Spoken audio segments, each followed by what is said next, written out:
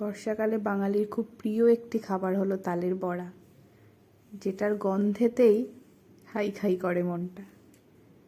এই তালের বড়া বানানোর জন্য তালটাকে প্রথমে ভালোভাবে ছালগুলোকে ছাড়িয়ে নিতে হবে।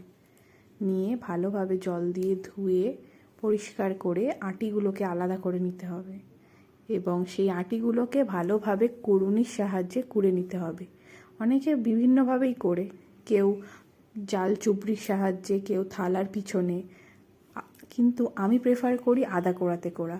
আদা কোড়াতে কুড়লে খুব সহজেই কোড়া যায় এবং খুব দ্রুত কোড়া যায়।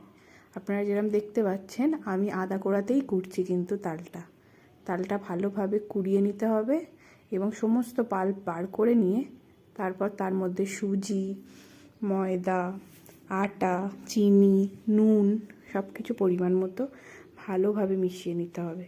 ভালোভাবে মিশিয়ে নিয়ে যাতে কোনো লাম্পস না থাকে সেরকমভাবে ভালোভাবে ফানিয়ে নিতে হবে। যত ভালোভাবে সুন্দরভাবে আপনারা এই পাল্পটাকে ফানাবেন তত সুন্দর এই তালের বড়াগুলো ফুলবে এবং খুব নরম এবং সফট খেতে হবে।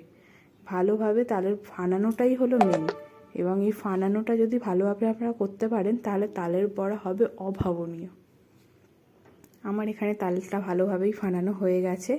এবার আমি এগুলো ভাজার জন্য ছেড়ে দিচ্ছি কড়াইয়ের ডুবো তেলের মধ্যে।